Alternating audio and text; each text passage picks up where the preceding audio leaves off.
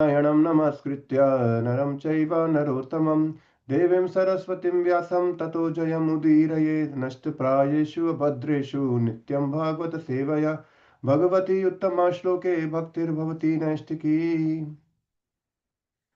So, devotees, we are discussing from Srimad Bhagavatam. We've started Canto 2, and we are on the first chapter.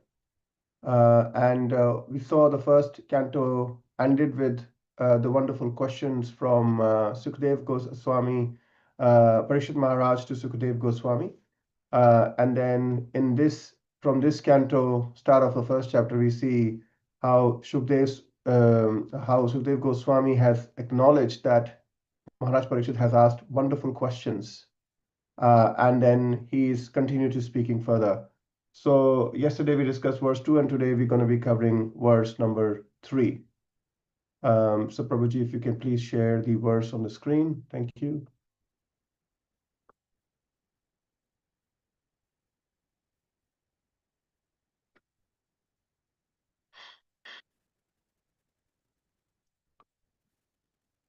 Nidraya hriyate naktam vyavayena cha vavayaha divacharthe haya rajan kutumba bharanena va nidraya hriyate naktam vyavayena cha vavyayah divacharthe haya rajan kutumba bharanena va nidraya hriyate naktam vyavayena cha vavayah divacharthe haya rajan kutumba bharanena va. Word to word translation: Nidraya, by sleeping, hriyate, waste, naktam, night, vyavayena, sex indulgence, cha, also, va, either, vayaha, duration of life, diva, days, cha, and artha, economic, ihaya, development, rajan, O king, kutumba, family members, bharanena, maintaining, va, either.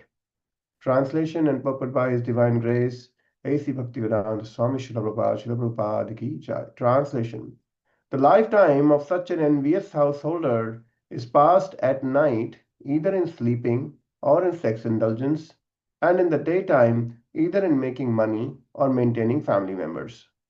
Would anyone would like to read the purport, please? Hare Krishna.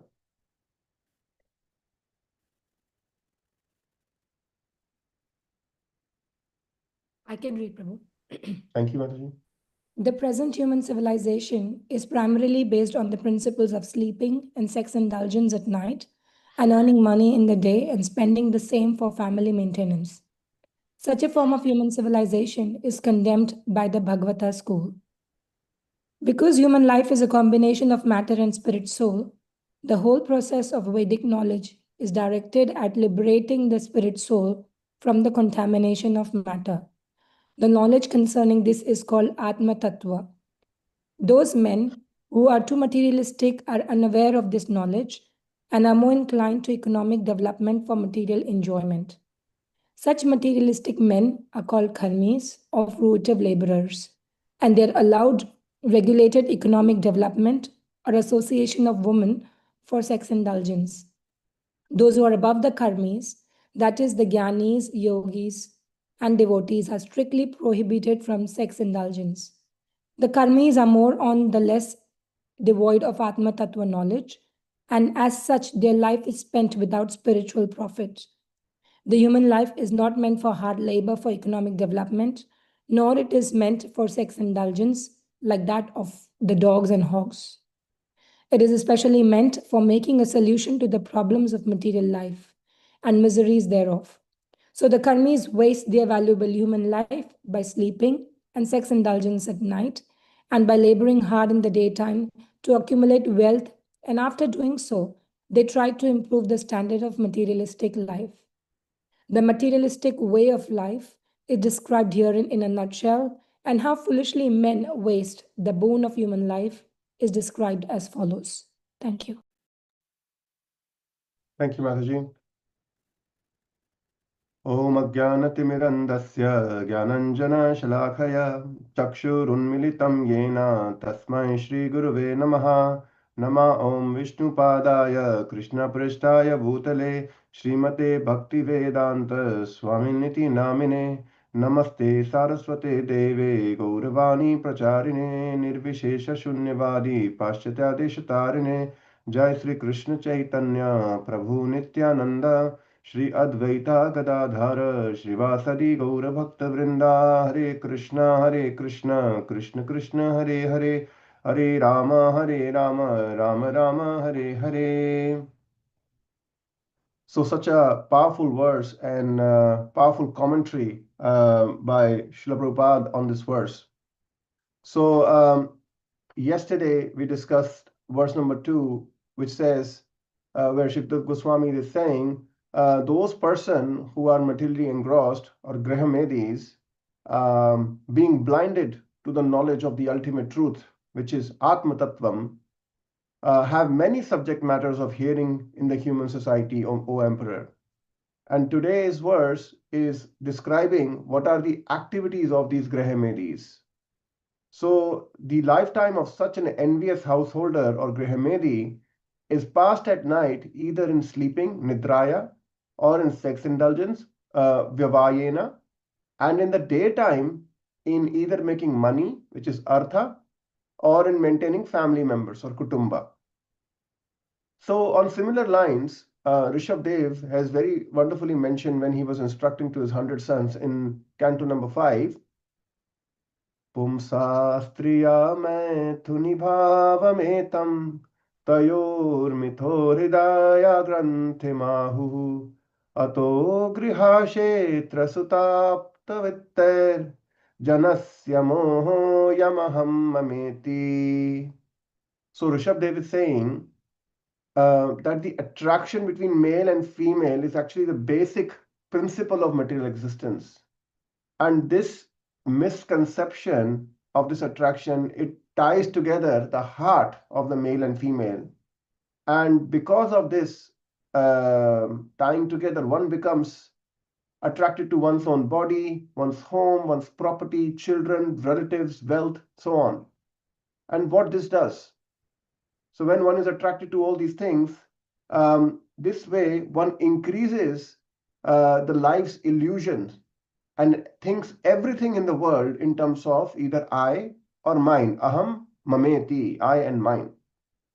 And in the purport, Prabhupada mentions how sex desire serves as a natural desire, natural attraction between man and woman.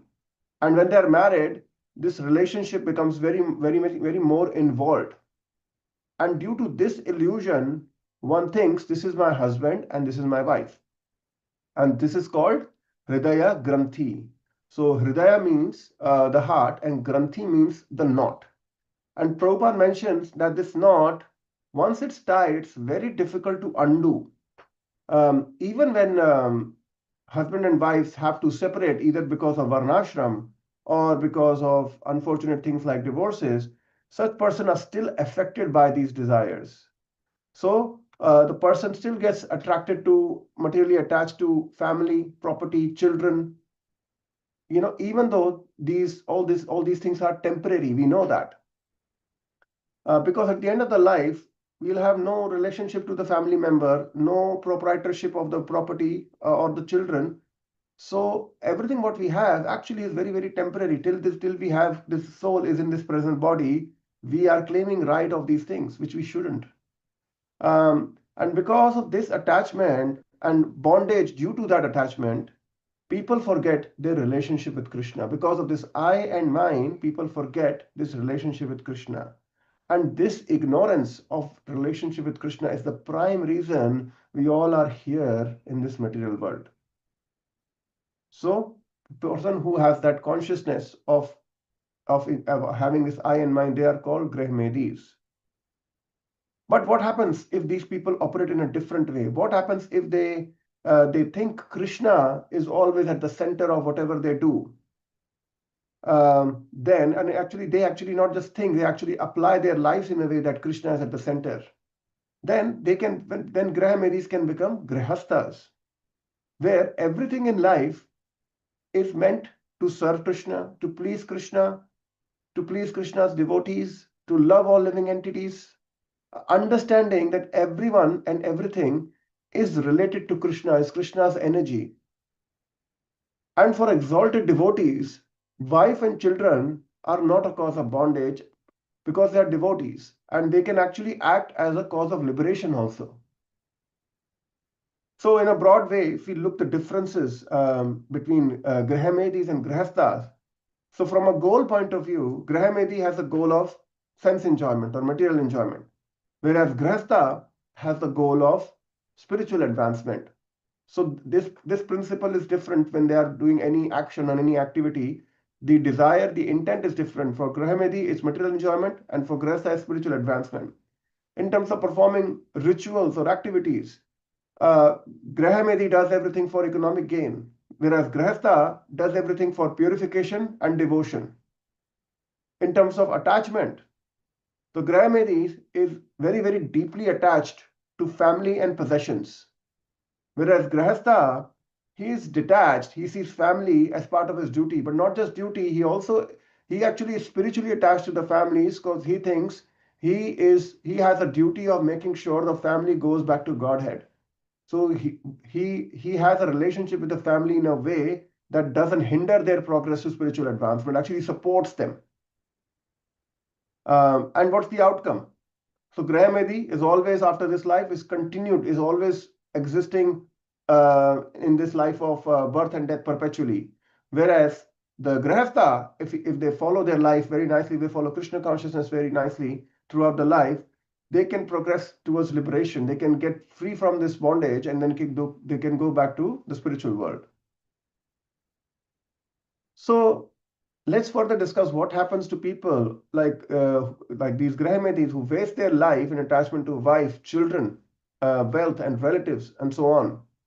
So on similar lines, Prahlad Maharaj very wonderfully mentions in the 7th canto, and he says, Matir na Krishne paratha svatova mitho vipadeta griha vritana adanta gobhir vishatam tamishram punah punascharvita charvananam.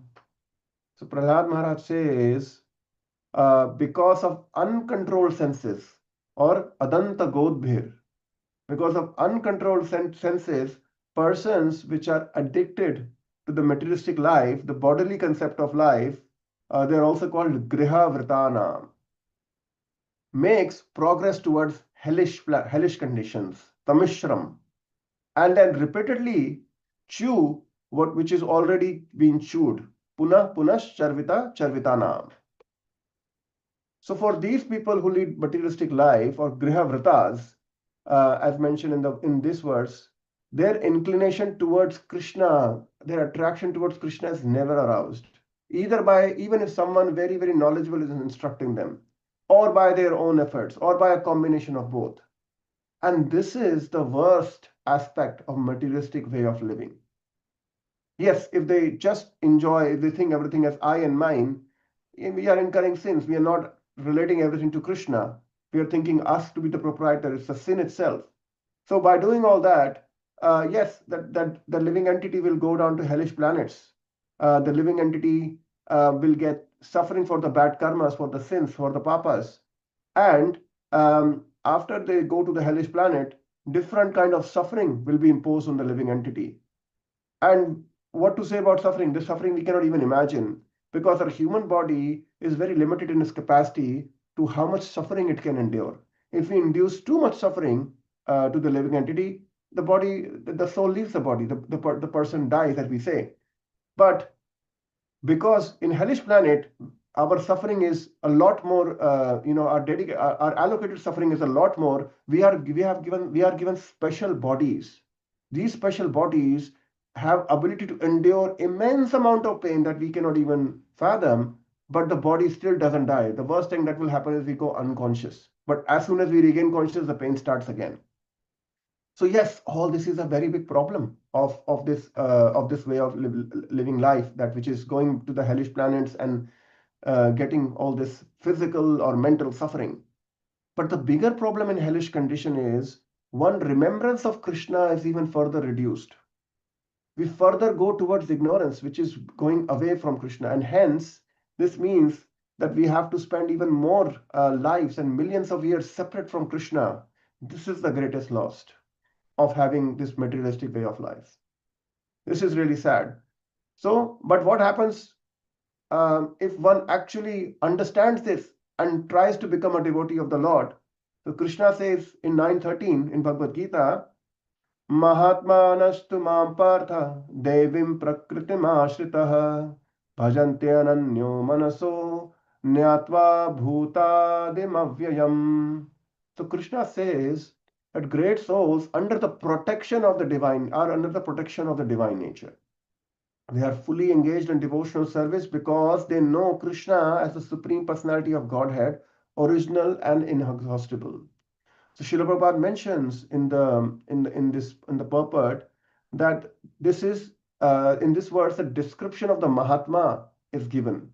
The first sign of the Mahatma is he's already situated in the divine nature. He is not under the control of material nature. And how he has been able to come out of the control of material nature? In chapter 7 earlier, Krishna says, Bahunam janmanamante nyavan mam prapadyate vasudeva vasudeva sarvam iti samahatma sudurlabha. Krishna says that after many births and death, he who is actually in knowledge surrenders unto me. And knowing me to be the cause and all causes, which is Vasudevam Sarvamiti, such a great soul is very rare.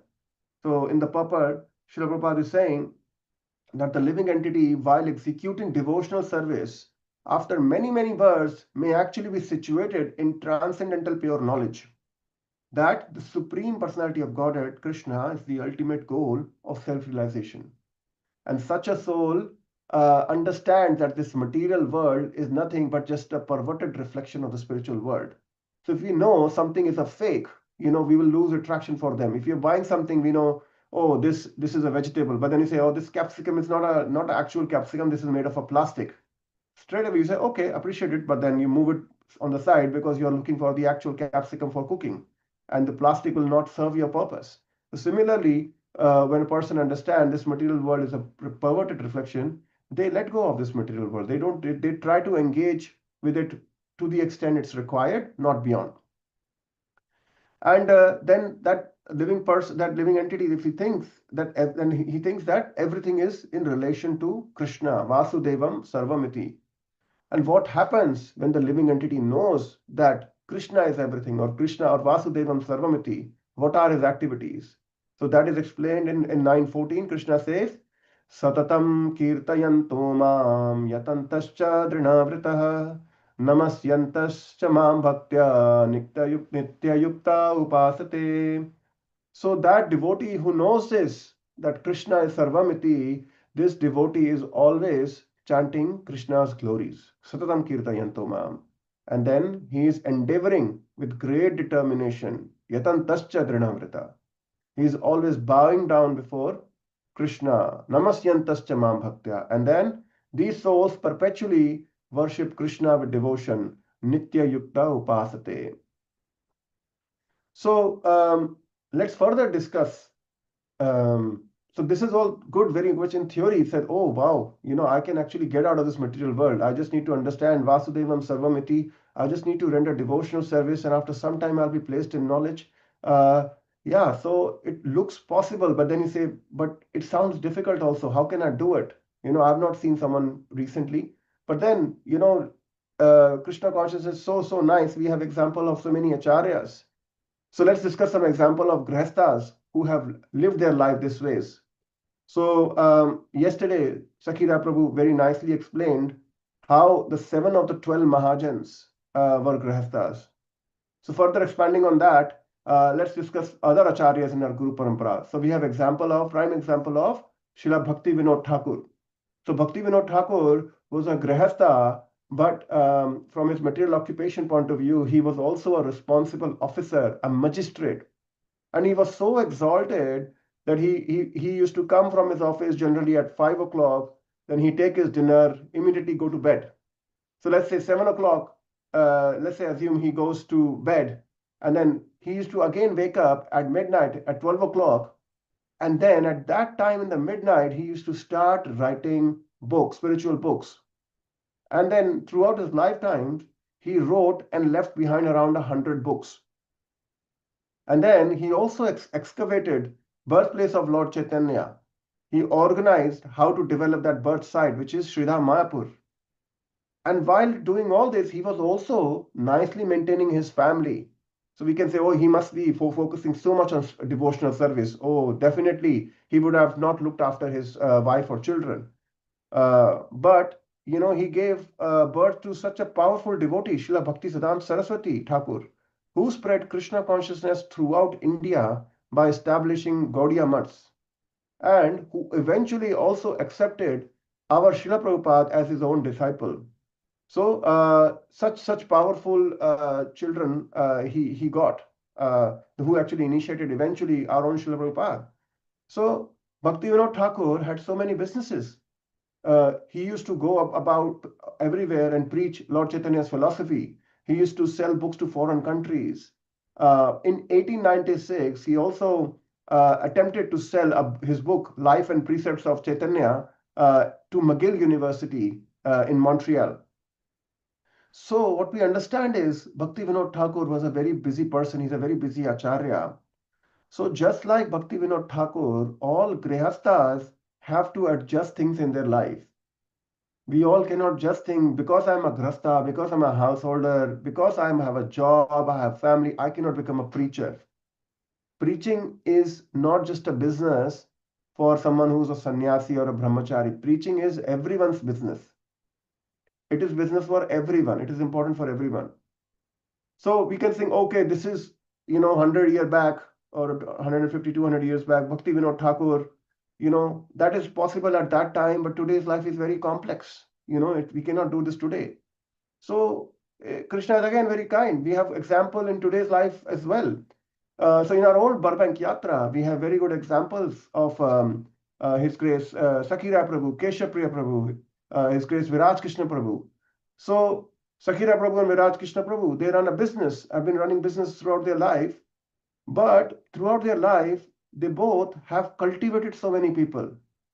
I'm amazed how many people they keep checking in personally on such a regular basis. They know what's happening in every devotee's life and how many bhakti vrikshas they have led and are even leading currently. How many projects they are working on. A lot of volunteers, if not most volunteers, working at the Burbank Temple in the background have been either already cultivated by them or still currently being cultivated by them. And same with Viraj Krishna Prabhu. He works as an employee for a firm, but the amount of time he dedicates for preaching at Burbank Temple and other areas, it's unmatchable. He gives so many classes. And so much preparation goes, and so many years of tapasya has gone behind to give such deep classes. He has been involved in also starting so many projects. He runs them. He's always and fully involved in all these projects. We all know that his absorption in srimadbhagavatam is unparalleled. So these devotees, all these devotees, their vision for Burbank Temple or preaching Krishna consciousness in general is absolutely inspiring. So we cannot say that leading a balanced life is a myth of the past. We are seeing this in front of us, in front of our eyes at the moment. We all, including myself, have to learn from these practicing Vaishnavas on how to dedicate our lives to self-realization of ourselves and others, for serving the mission of Guru, for serving the mission of Chaitanya Mahaprabhu and perfect our lives. And then at the end of the purport, Prabhupada mentions the materialistic way of life is described herein in a nutshell, and how foolishly men waste the boon of human life is described as follows.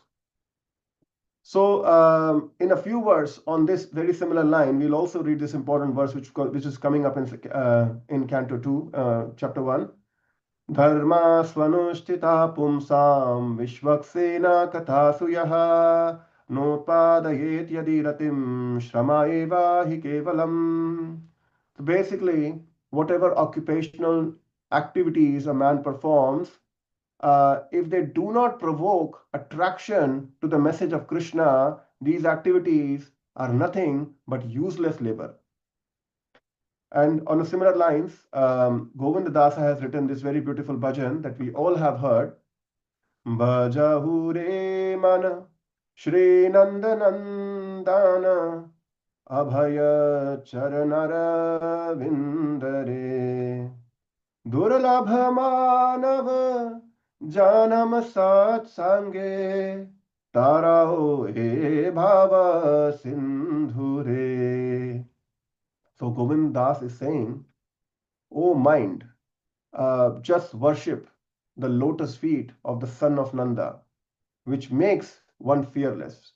Having obtained this rare human birth, cross over this ocean of worldly existence through the association of saintly person. So he's giving not just what we need to do and how we have to do.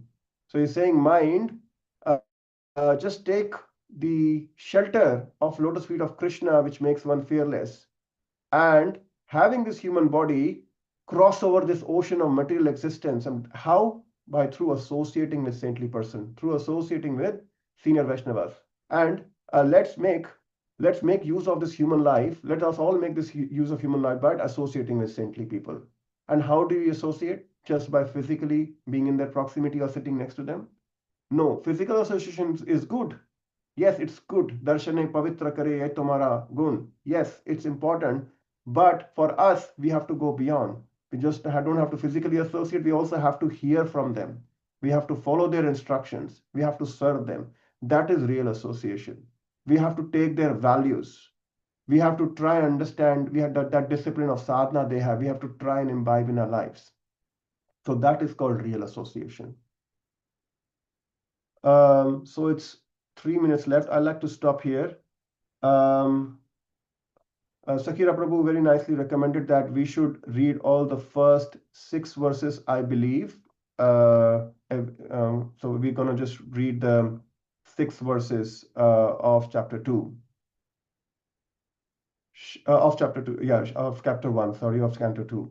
Shri Shuka Uvacha Varyanesha Te Prashna. I've seen someone else's personal stuff. So. Yes, maybe I can share my screen. Sorry, I was Thank reading you. from my own computer. Krishna.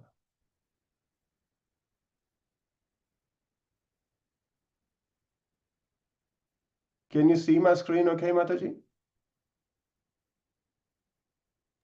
Yes, Prabhu, we can see. Thank you, Prabhuji. Hare Krishna. Verse number 4.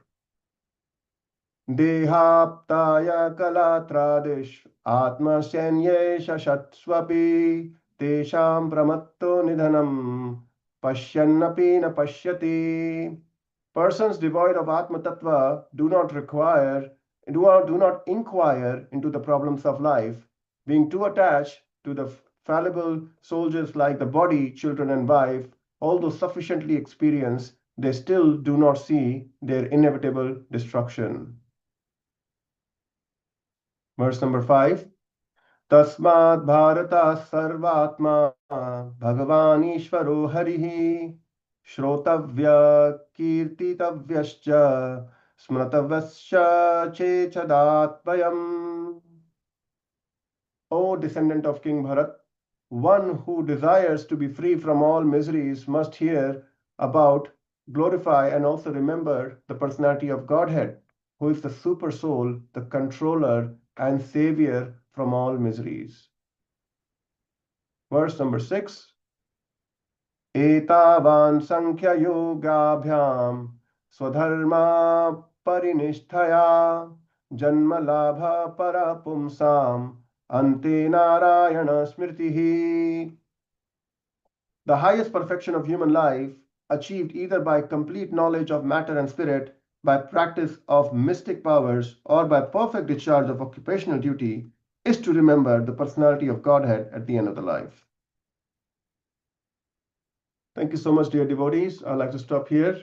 Hare Krishna. Does anyone has any questions or comments or realizations to share? Hare Krishna.